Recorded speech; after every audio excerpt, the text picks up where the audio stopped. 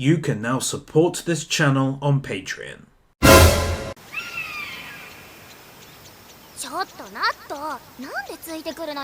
This incredible looking backdrop with an integrated CGI waterfall really puts me in the mind frame of a different world. It's actually quite reminiscent of an RPG.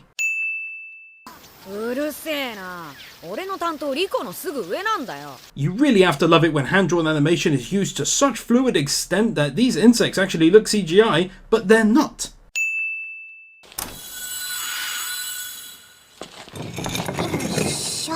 Wow, you gotta admit they managed to make this look stunning.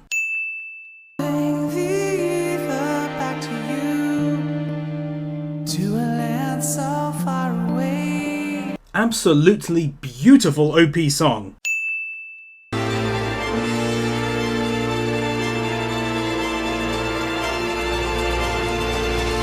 Massive credit where credit is due for drawing this amazing looking city with all of its unique buildings. This one short scene must have taken a very long time to draw.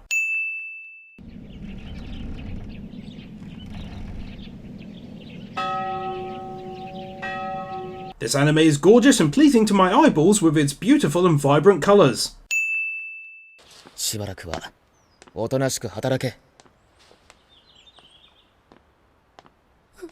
I have to say I'm a huge fan of when anime takes something simple like say a classroom and then turn it into something unique, and this truly looks bloody unique.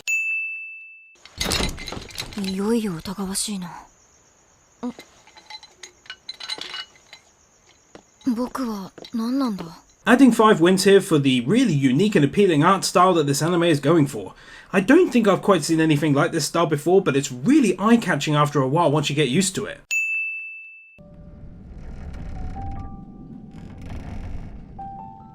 And here we have a little piece I like to call CGI used properly.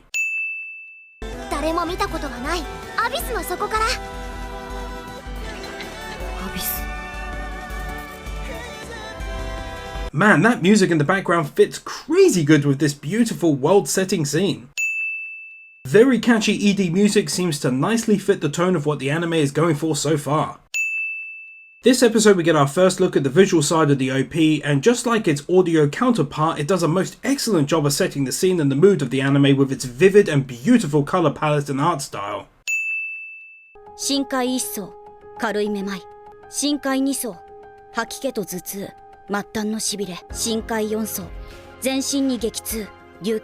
Adding in this clever and unique twist so as to avoid the obvious question, why don't they just go all the way to the very bottom?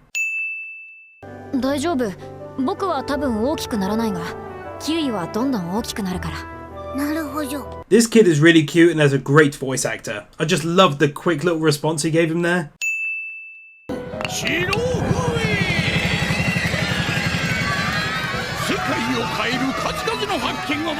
This scene nicely introduces us to all of the different levels of cave dwellers, and in addition does a most excellent job of really making this feel like a play of sorts. They actually animated it perfectly, added CGI for an additional scene setting effect, and recorded what sounds like a ton of children's voices for the audience. Great job.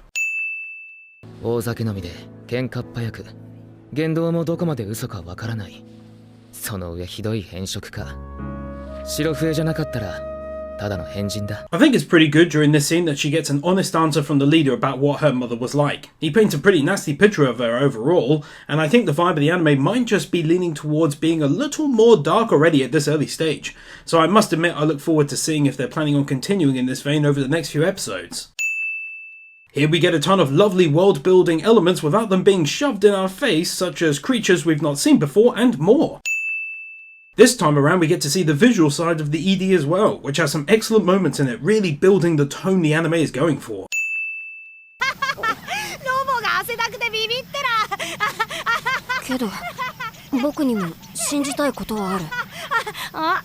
This anime has certainly got some talent in the voice acting department. They're all doing a tremendous job already at this point.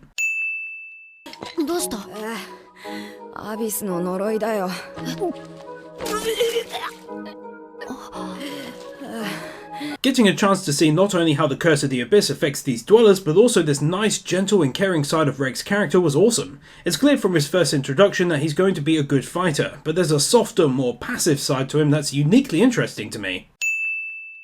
院長室に忍び込むぐらいわけないよ。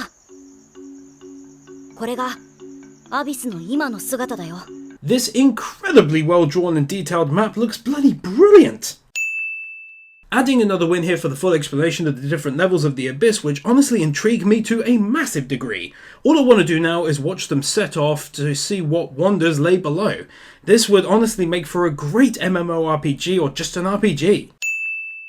So far, this episode has been doing an awesome job of setting up character development, as I'm starting to get an adequate impression of what all of them are like personality-wise. It's also nice to see my earlier prediction of Reg's caring side come out yet again with him comforting the young lad.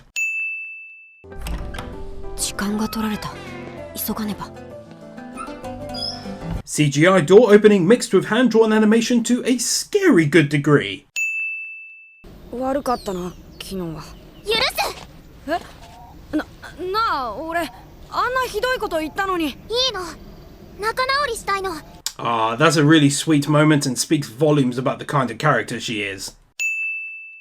岸壁街はね、盗掘してた人たちが作った場所なんだ。建増しを繰り返した街の半分はアビスに食い込んじゃってるんだ。I absolutely love storytelling elements like this, and I'm not even entirely sure why exactly. I think it's something about the strange and unique that kind of pulls me in. Here we have people who continued building and building over the Abyss to fit in more people raiding illegally.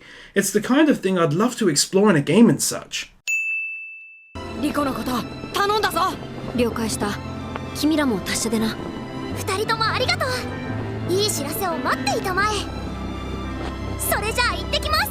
For a fantastic end to the episode, almost feeling as though it's closed up a small arc in the storyline in a neat and tidy fashion.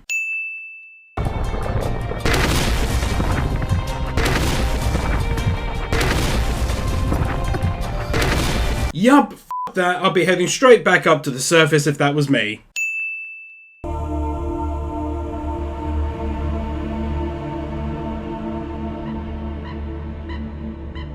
Oh my god, I love seeing stuff like this. Getting to see this strange new world one level at a time is absolutely wonderful, truth be told. It's consistently interesting and perplexing and raises a lot of theories and questions already in my mind. As an example, this here definitely looks man-made, but how did it get all the way down here? For the record, please don't answer this question if it's a spoiler for people.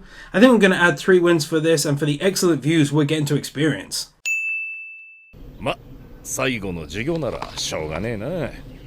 あいつも最後ぐらい自分で来いってんだよな。For the introduction of this pretty awesome, if perhaps a little strange character.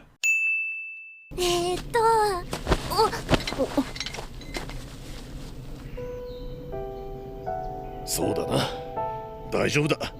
This incredibly sweet moment was incredibly sweet. 人の領域から外れたあらゆるものに追われるのではないだろうか。Wow. 罠？あれ、泣きカバネっていうの。獲物が助けを呼ぶ声を真似してコロニーに誘い込むの。Jesus, that's fucking ingenious and bloody clever. Take an easy win for coming up with that little nugget.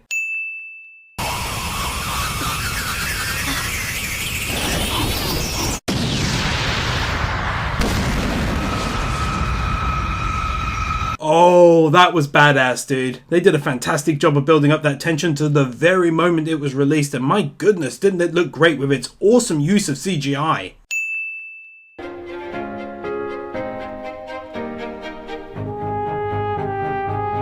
Adventuring montage is made even better than usual due to this lovely backing musical track.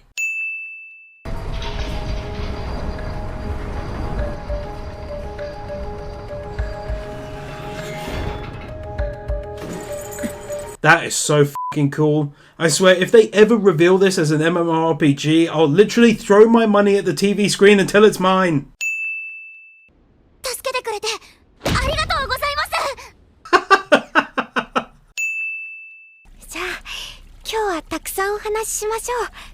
僕、お師様からそうするように言われてますし。Oh, poor girl. You can see she's really lonely down there, being the only child that's basically ever there.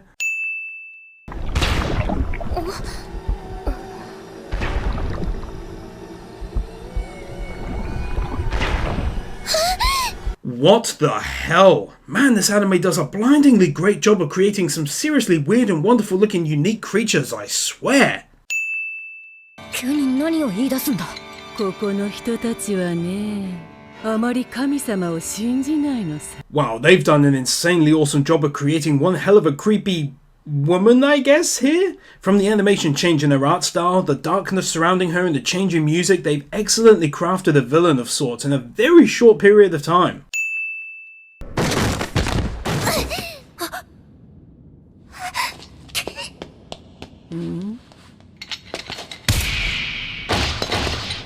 Jesus, this has taken a really dark turn out of nowhere, and I'm loving the change of pace. When an anime can slowly adapt and change its setting and still keep the viewer hooked, it's clearly doing something very right. It's one of the reasons why I loved the first season of JoJo's Bizarre Adventure, because they were able to take us all around the world, always changing the setting and yet still keeping it fresh throughout. Take 3 wins for this.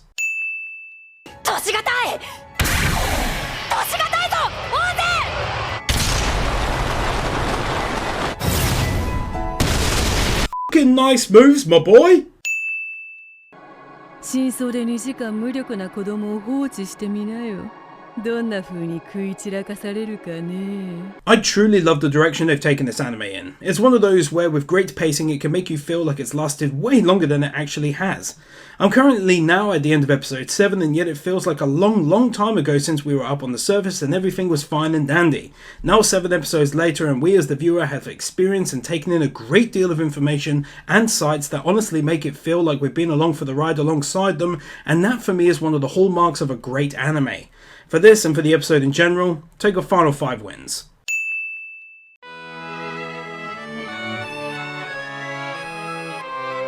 Thank you to the following patrons: Nathan Burr, Gabby Z, Vupu, Leon Lutger, Joaquin Jimenez Villaluenga, Vila Huerta, Manuel Meza, Josiah May, Helgi Gunlaugsen, Loritz, Ikodi, Val Sobel, Joel Rosenfeld, BZX001, David Pickfans, Chris Harris, Frankie, Kijin Ridderich, Daniel Musgrave, Veronica Hamilton, Joshua Viker, Xenon, Colin Vanderput, Zachary Kling, Hunter Layfield, Jacuron Stewart, Avery Azell, and to all of the other patrons supporting me.